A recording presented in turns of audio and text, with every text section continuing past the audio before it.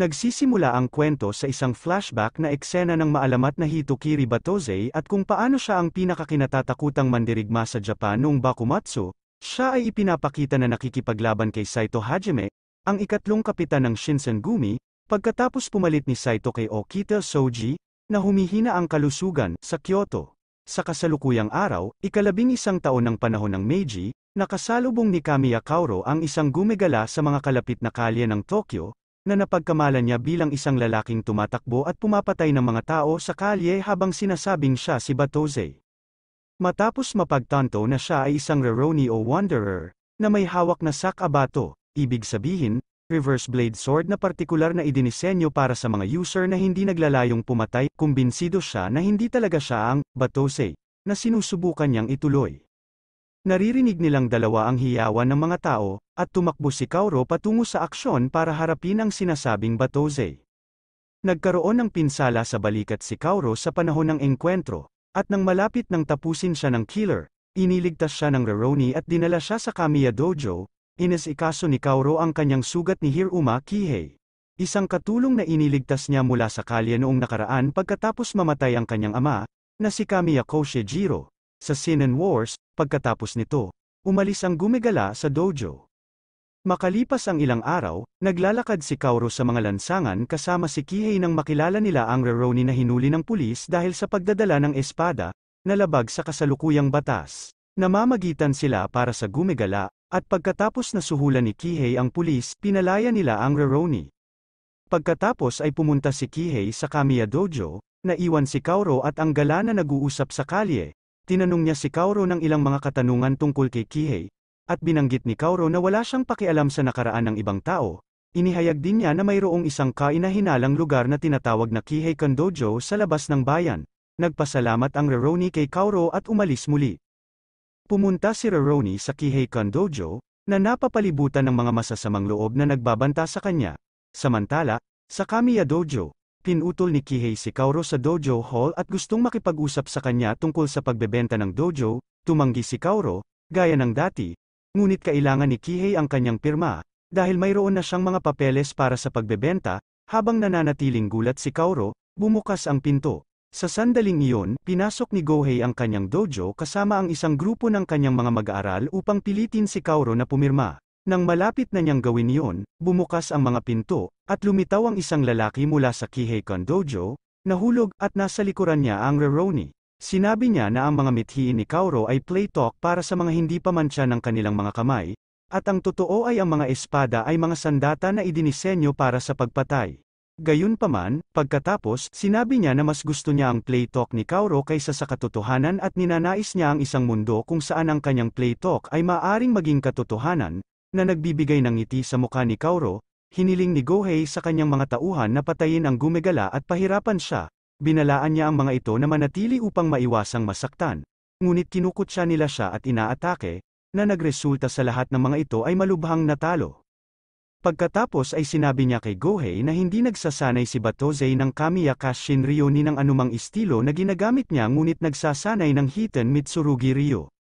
Tiyak na papatayin ng estilong ito ang sinuman maliban kung ginamit-gamit ang isang espada tulad ng sa kanya, ibig sabihin, isang sakabato. Pagkatapos ay sinubukan ni Gohei na salakayin ang Roroni, na nagsasabing siya lamang ang karapat-dapat sa pangalang Batozei, ngunit madaling natalo siya ng Wanderer. Binyantaan din ng gumigala si Kihei, ngunit nahimite siya sa takot. Sa wakas, sinira ng Roroni ang mga papel na ibinebenta. Pagkatapos ay humingi ng paumanhin ang Roroni kay Kaoru sa pagtatago ng katotohanan na siya ang Batozei at nagpatuloy na umalis. Sinabi sa kanya ni Kaoru na huwag umalis dahil kailangan niya ang kanyang tulong upang ayusin ang dojo at magdala ng mas maraming estudyante, dahil lahat sila ay umalis dahil sa masamang reputasyon na ibinigay ni Gohei sa pangalang Kamiya Kashin Ryo, kung saan sinabi niya na kung nanatili ang totoong Batozei, mas magdudulot lang ito ng problema sa kanya. Sumagot siya na hindi niya gustong manatili ang Batozei, ngunit manatili ang Roroni. Bagaman huminto siya sa Roroni, hindi matapos ang kanyang pangungusap. Pagkatapos ay sinabi niya sa kanya na maaari siyang umalis kung gusto niya ngunit dapat sabihin sa kanya ang kanyang tunay na pangalan. Ginawa ito ni Kenshin at nagpas siyang manatili, na sinasabing makakabuti sa kanya ang kaunting pahinga mula sa pag-alagala. Ngayong mananatili si Kenshin kay Kaoru, Tinanong niya ito tungkol sa kanyang edad. Kahit na may Betuse na kaso na kinasasangkutan ng Hiruma Brothers, hindi bumabalik ang mga mag-aaral sa Kamiya Dojo. Isang galit na Kaoru ang pumunta sa palengke kasama si Kenshin upang mamili. Habang tumitawid sila sa isang kahoy na tulay patungo sa ibang dojo na iyon, isang bata ang nakabangga kay Kenshin at nagtangkang nakawin ang kanyang petaka. Pinipigilan siya ni Kaoru na gawin iyon, ngunit hinahayaan pa rin siya ni Kenshin. Iniinsulto nito ang bata, na ibinalik ang wallet sa may-ari nito at tumakas. Bumalik si Kenshin sa dojo, at kalaunan ay tinanong si Kaoru ng isang lalaking may mahabang bigate sa isang karwahe tungkol sa lokasyon ng pinakamalapit na istasyon ng pulisya. Pagkatapos maghanap sa paligid, nakita ni Kaoru si Kenshin na nak-corner sa pader ng sword police, mga armadong pulis na may karapatang pumatay. Lumapit si Kaoru sa pinangyarihan, ngunit pinigilan siya ng ibang mga pulis ng espada. Hinihiling ng pinuno ng sword-bearing police, na si Yujiki, na bunutin ni Kenshin ang kanyang espada. Kung hindi, siya at si Kaoru ay papatayin sa harap ng publiko. Ang mga taong nakatingin ay lahat ay hindi sumasang-ayon sa isang kaguluhan ng mga negatibong komento sa pulis ng espada. Kasama ang batang magnanakaw na nasaksihan din ang eksena, pinukaw ni Yujiki si Kenshin sa pamamagitan ng pananakot kay Kaoru. Sa wakas ay naitulak si Kenshin sa linya, binunot niya ang kanyang espada at lumaban. Sa istasyon ng pulisya, ang lalaking may mahabang bigate ay nakikipag-usap sa hepe ng pulisya tungkol sa kinaroroonan ng maalamat na Betuse nang sila ay nag-ambala ng isang pulis na nagbabala sa kanila tungkol sa isang patuloy na insidente sa sword-bearing police at sila ay nakikipaglaban sa isang tao na may kat-anji tanging skills, kulay kahel na buhok at isang peklat na hugis krus sa kanyang pisngi. Napagtanto nila na maaaring siya ang maalamat na Betuse at pumunta sa kanyang engkwentro. Madaling pinaalis ni Kenshin ang lahat ng miyembro ng Sword Police, naiwan lamang si Yujiki bilang huling nakatayo. Nangako siyang huhulihin siya ni Yujiki sa kasong iligal na pagdadala ng armas, para matiyak ang kaligtasan ng mga tao. Hindi papayagan ni Yujiki ang Rurouni ng ganoon kadali. Habang nakataas ang kanyang espada sa kanyang tagiliran, sinugod ni Yujiki si Kenshin, gamit ang kanyang bilis. Tumalon si Kenshin sa ibabaw ni Yujiki at hinampas siya sa likod gamit ang kanyang sakabato. Agad natamba si Yujiki.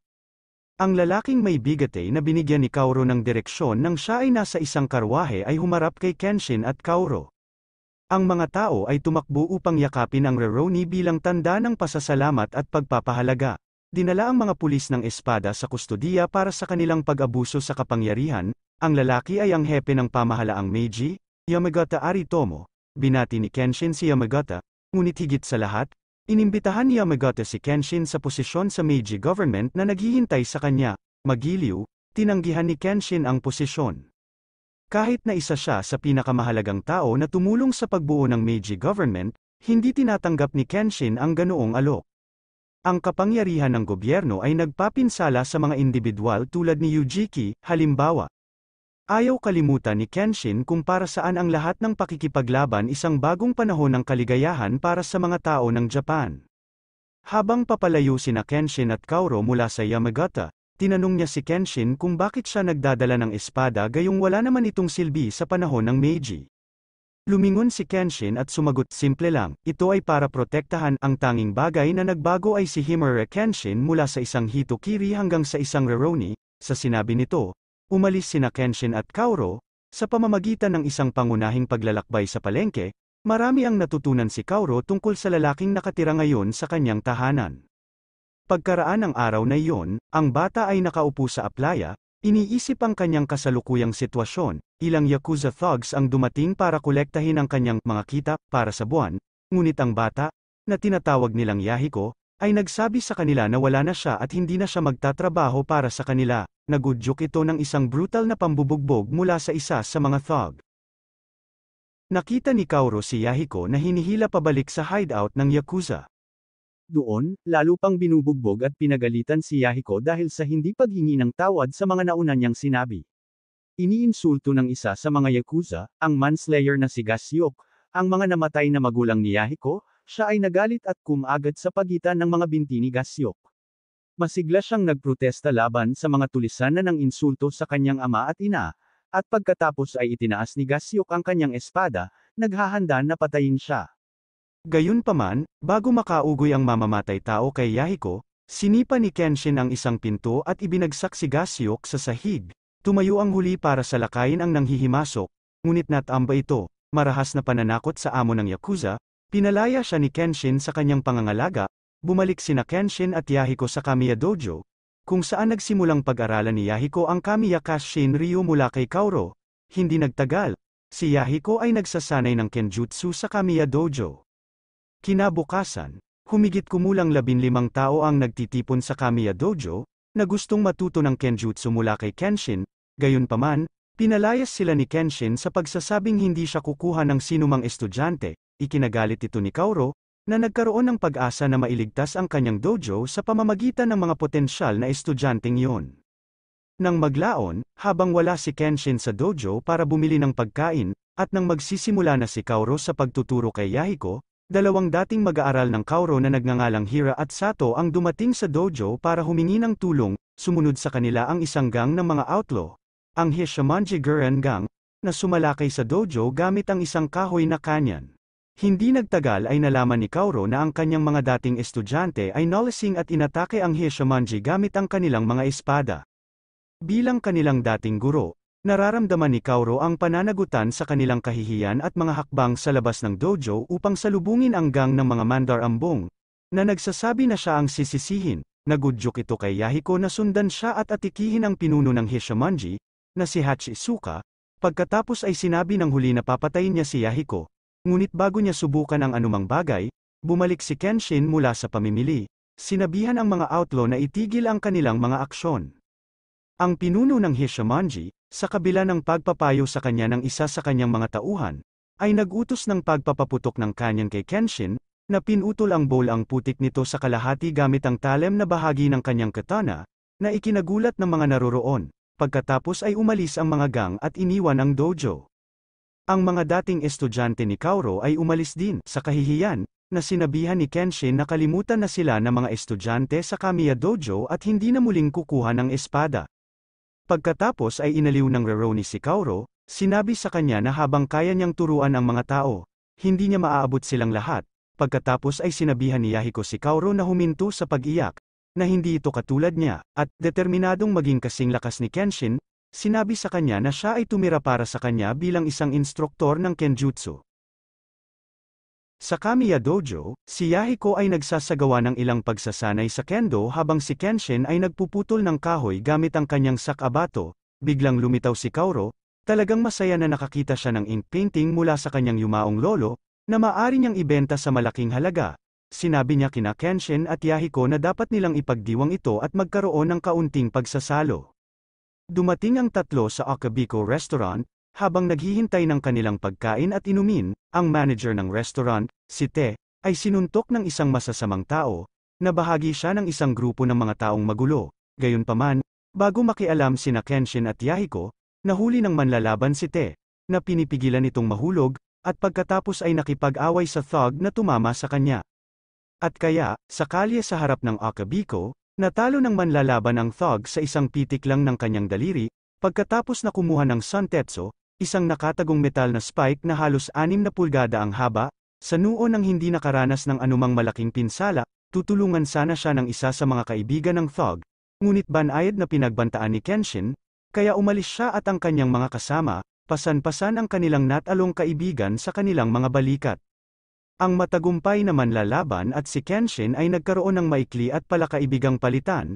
Matapos tumanggi si Kenshin na labanan siya, ibinigay sa kanya ng lalaki ang kanyang address at umalis nang hindi nagbabayad ng kanyang tab sa Akabiko, ang kanji para sa kasamaan na malinaw na nakabalangkas sa kanyang likod. Nakipag-usap ang manlalaban sa magkapatid na Hiruma Gohei at Kihei ng gabing iyon, sa pagtawag sa manlalaban bilang Zanza. Inihayag ni Kihei na ang tinatawag na Kenshin ay talagang Hitokiri Batozei, pinukaw nito ang interes ni Zanza, at sa gayon ay nagpasya siyang labanan si Batozei gamit ang ilang sandata na hindi niya ginagamit sa loob ng maraming taon. Kinabukasan, nawala si Zanza, at parehong naiinip sina Gohei at Kihei habang lumilipas ang mga araw at linggo para labanan ni Zanza si Kenshin. Nagulat si Zanza, sinaway sila at sinabing nakikipag-away siya, ngunit hindi nagsisimula sa mga sipa at suntok ang laban. Pagkatapos ay pumunta siya sa Kamiya Dojo upang labanan ang kanyang target. Pagdating doon, nakilala niya sina Kenshin, Kaoru, at Yahiko at sinabi sa kanila na nagpunta siya sa Kyoto upang malaman ang tungkol sa pinakabagong kalaban na natanggap niyang lumaban. Ibinubunyag niya kung anong maliit na impormasyon ang kanyang nahanap.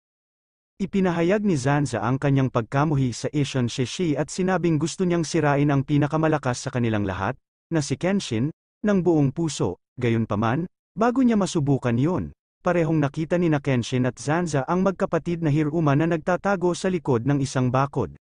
Ang mga kapatid ay lumabas, na hinimok na gawin ito ng dalawang mandirigma, pagkatapos, ang nakatagong revolver ni Kihei, na binalak niyang gamitin sa sandaling ibinaba ni Kenshin ang kanyang bantay pagkatapos ng pakikipaglaban nila kay Zanza, ay kinumpiska at winasak ng huli, nagtipon ang lahat, pagkatapos ay pumunta sa ilog, kung saan ipinakita ni Zanza ang kanyang aktwal na pangalan, Sagara Senoseka, at isang napakalaking espada, isang zanbato, kung saan lalabanan niya si Kenshin.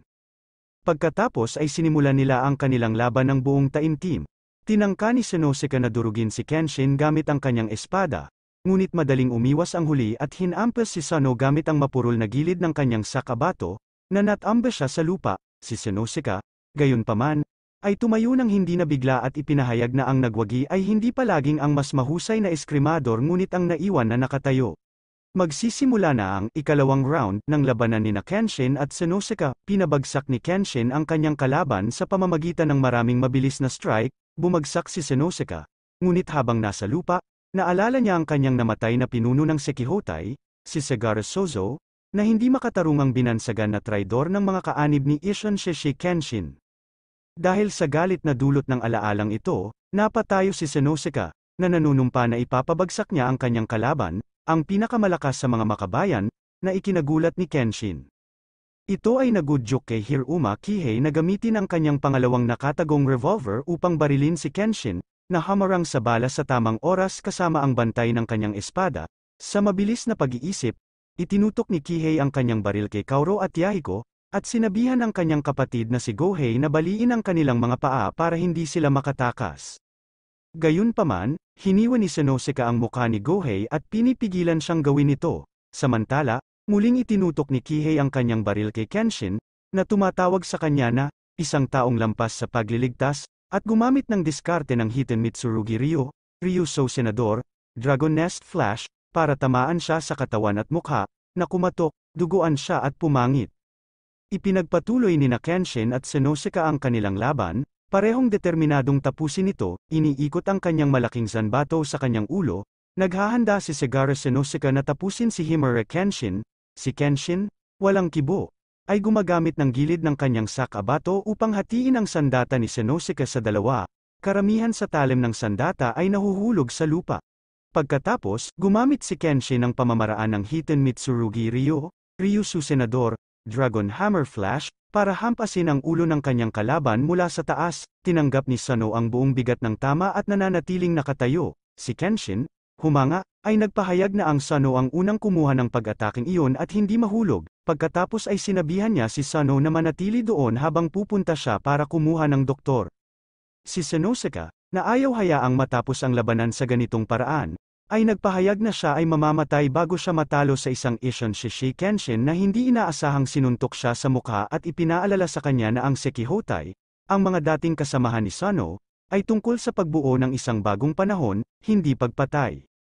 Ang mga makabayan, nagprotesta si Sano, ngunit nag-ambalan ni Kaoru at Yahiko, na nagsabi kay Senoseka na huwag husgahan si Kenshin sa pamamagitan lamang ng kanyang kaugnayan sa Isshin Shishi. Ibinunyag ni Kenshin kay Senoseka kung bakit siya may dalang sakabato, para tulungan ang mga taong nangangailangan at para makabawi sa mga taong napatay niya. Nang marinig ito, huminto si Senoseka sa pakikipaglaban at sa wakas ay bumagsak, inamin ang kanyang pagkatalo sa kanyang sarili. Kinabukasan, nakasalubong ni Kenshin, Kaoru, at Yahiko si Senoseka sa harap ng Akabiko habang walang kahirap-hirap niyang pinaalis ang ilang thug sa lugar. Sinabi niya sa kanilang tatlo na tinatalikuran niya ang kanyang pagkakakilanlan sa Zanza at iyon, upang malaman kung si Kenshin ay talagang naiiba sa iba pang mga makabayan sa kanilang walang laman na mga mithiin, siya ay mananatili. Pagkatapos ay umalis siya sa lugar ng Akabiko nang hindi nagbabayad, gaya ng dati. Si Himura Kenshin at ang kanyang mga kaibigan, kasama na nila si Sagara Senoseka, ay kumakain sa Kamiya Dojo, na inihanda ni Kamiya Kaoru. Sinabi ni Yahiko na dapat tiisin ng isa ang pinakamasama upang mabuhay. Naiinis si Sanosuke sa pagkain ni Kaoru, habang si Kenshin ay medyo magalang.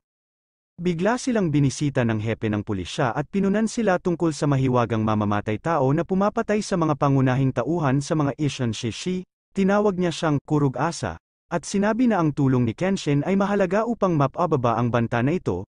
Sinabi rin niya sa kanila ang pangalan ng susunod na biktima at oras ng kamatayan. Binigyan ni Kurug-asa ang kanyang mga biktima ng liham na binabanggit kung kailan siya darating para sa kanila.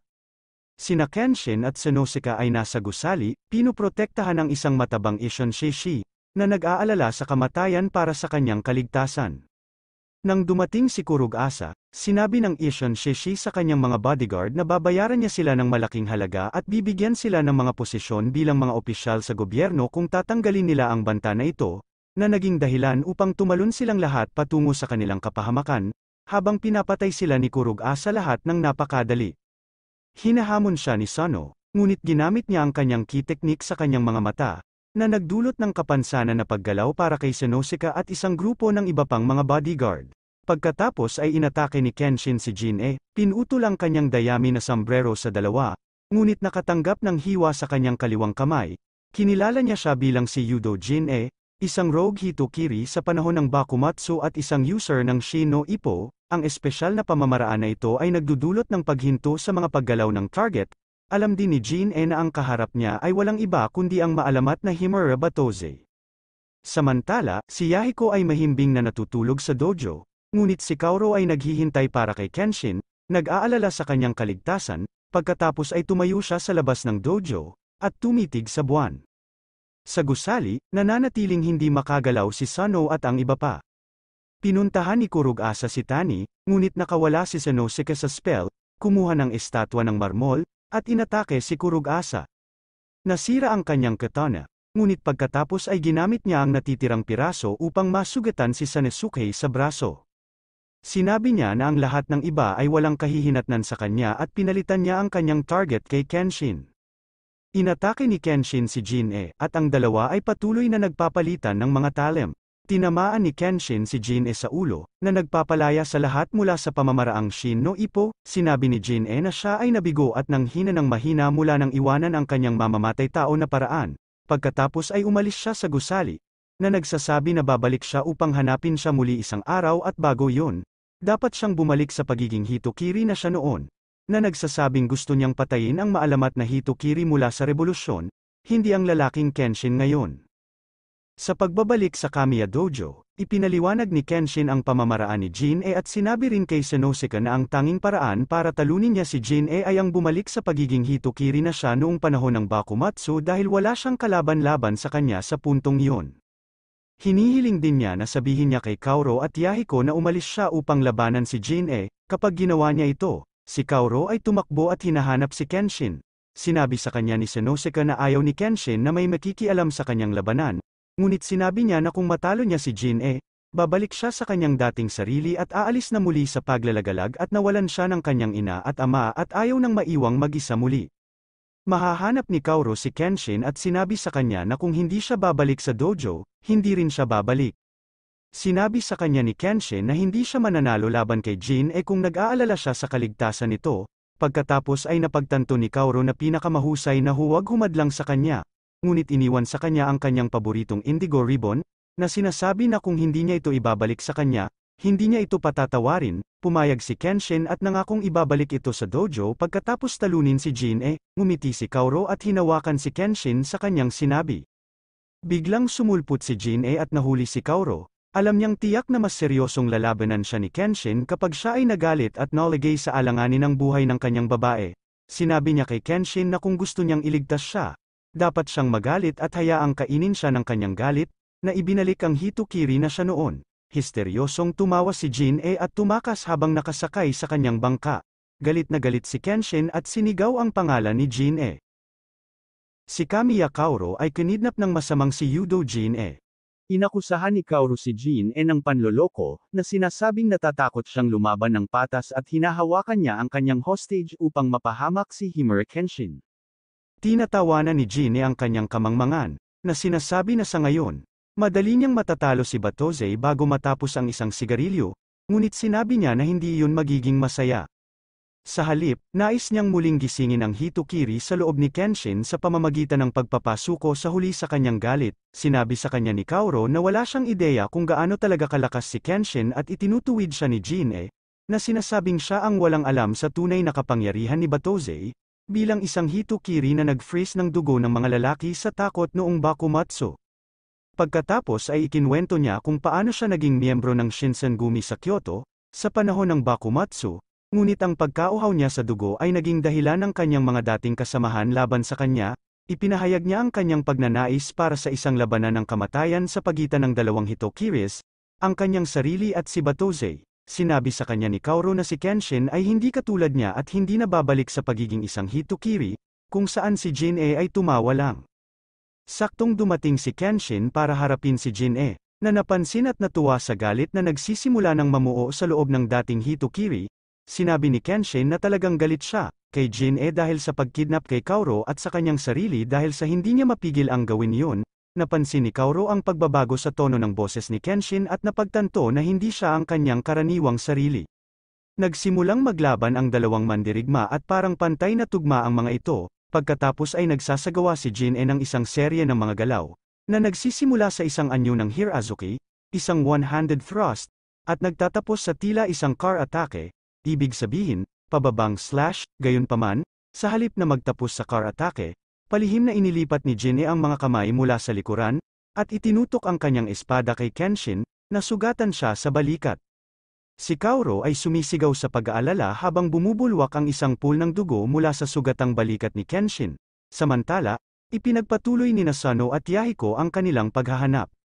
Sinabi ni Jin-e na ang kanyang kalaban ay malayo pa sa Hitokiri Batozay ng Bakumatsu. Dahil wala pa rin siyang pagnanais na pumatay, sinabi niya na maaari pa niyang manalo sa labanan bago matapos ang 3 sigarilyo. Biglang lumakas ang takbo ni Kenshin at sinaktan niya si Jin-e ng isang mabilis at malakas na suntok, na na-dislocate ang ilong ng huli at nagdulot ng paglabas ng dugo. Napangiti si Jin-e sa kasiyahan, sinabing hindi lang niya nakita ang dinadaanan ng espada, ni hindi niya nakita ang paggalaw ng katawan ng kanyang kalaban. Sinabi niya na ang gayong kasanayan ay tunay na kay Hitokiri Batozay. Sinisingil niya si Kenshin at habang ginagawa niya yon, ipinakita ni Kenshin ang kanyang Kenki sa huli, dahilan para tumalon siya sa gilid at itigil ang kanyang pag-atake. Napagtanto ni Jin-e na dapat siya ay nasa kanyang buong kalagayan ngayon, para makalaban si Kenshin, kaya ginamit niya si Shino Ippo sa kanyang sarili sa pamamagitan ng paggamit ng kanyang talem bilang salamin, ang Hyoki technique, na hindi na niya ginagamit mula noon. Umalis sa Shinsengumi 15 taon bago ito, dahil dito, lumakas ang kanyang kapangyarihan. Pagkatapos ay pumunta si Kenshin sa Bato Jutsu stance, na nagiging sanhi ng pag-aalala ni Jin-e, dahil alam niyang nagagawang hilahin ni Batozay ang talem mula sa kanyang kaluban sa parang Diyos na bilis, at gamitin ang tindig upang agad na patayin ang mga kalaban. Pagkatapos ng kaunting pag-iisip, naniniwala si Jin-e na dahil gumagamit ang kanyang kalaban ng Sakabato, reverse blade sword, magiging mas mabagal ang kanyang sword draw, na magbibigay daan sa kanya na umiwas at samantalahin ang sandali kung saan siya naiwang walang pagtatanggol. Sinabi ni Jin-e, panahon na para seryosohin ko ang laban na ito, Batozay, para matalo ko ang pinakamalakas na tao ng revolusyon. Gayunpaman, ulat siya ni Kenshin sa pamamagitan ng paggamit ng kaluban ng talem upang atikihin at mabali ang kanyang braso. Sa sandaling naniwala si Jin-e na siya ay walang pagtatanggol. Napagtanto ni Jin-e na gumamit si Kenshin ng double bato jutsu, na pinagsama ang espada at ang kaluban. Ang ginamit na hakbang ay Soryo Senador, Twin Dragon Flash, isang Hiten Mitsurugi Ryo Bato Jutsu technique. Sinabi ni Kenshin kay Jin-e na alam niya ang mga disadvantage ng paggamit ng Sakabato para kay Bato Jutsu, ngunit na perpekto niya si Bato Jutsu sa lahat ng paraan, kaya naman tinawag siyang Batozay. Nagsimulang maalala ni Kaoru ang mga salita ni Kenshin na mas gugustuhin niya ang isang mundo kung saan ang mga mithiin ng Katsejinkan, ibig sabihin, ang espada na nagbibigay buhay, ay magiging isang katotohanan. Sinabihan siya nito na huwag gumamit ng Satsejinkan, ibig sabihin, ang espada na kumukuha ng buhay, habang sinasabi niya ito ay not-ambush siya, ngunit hinawakan siya ni Kenshin at sinisiguradong ayos lang siya. Nagulat si Jin-e na nagawang kumawala ni Kaoru sa pagkakahawak sa kanya. Tumungo siya patungo kina Kenshin at Kaoru at hinugot ang kanyang espada. Sinabi sa kanya ni Kenshin na wala na siyang magagawa sa bilang braso at dapat siyang madakip ng mapayapa, ngunit sinabi ni Jin-e na may isa pang bagay na natitira. Pagkatapos ay sinaksak niya ang sarili sa puso at sinabing, ang sarap sa pakiramdam, bago bumagsak sa lupa. Pagkatapos ay tinitigan siya ni Kenshin na may malungkot na hitsura sa kanyang mukha at sinabi sa kanya ni Jin-e na hindi niya gusto ang hitsura ng kanyang mukha, mas gusto niya ang masamang tingin sa kanyang mukha, kapag siya ay may pagnanais na pumatay. Sinabi niya kay Kenshin na siya ay tunay na isang Hitokiri mula sa loob at nagmumula sa isang Hitokiri patungo sa isa pa. Ang gayong pahayag ay hindi nagkakamali. Sinabi rin niya sa kanya na siya ay isang Hitokiri ay hindi kailanman maaaring maging anumang bagay hanggang siya ay mamatay. Ang huling sinabi niya kay Kenshin ay titingnan niya mula sa gilid ng impyerno at tingnan kung gaano katagal mananatili si Kenshin bilang isang Rurouni, nang hindi babalik sa kanyang tunay na pagkatao. Nagpasalamat si Kaoru kay Kenshin sa pagligtas sa kanya, ngunit sinabi ni Kenshin na siya ang dapat magpasalamat sa kanya. Pagkatapos ay iniisip niya sa kanyang sarili na kung hindi sumigaw si Kaoru sa kanya pabalik noong papatayin na niya si Jin-e, babalik na sana siya sa dati niyang pagkatao. Pagkatapos ay ibinalik niya ang indigo ribbon ni Kaoru sa kanya, ngunit lahat ito ay duguan. Dahil sa pinsala sa balikat ni Kenshin sa labanan, sinabi ni Kenshin na kahit na ang kanyang tunay na kalikasan ay isang Hitokiri, hindi na siya babalik sa pagiging isang Hitokiri at siya ay mananatiling isang Rurouni magpakailanman. Hanggat kasama niya sina i.e. Kaoru, Yahiko at Sano. Always do it on my own, so I gotta get through it. And the only thing I know is to love what I'm doing. Never give up, never slow, till I finally prove it. Never listen to the no's, I just wanna keep moving. Keep my head up when I act, head up, that's a fact. Never looking back, I'ma keep myself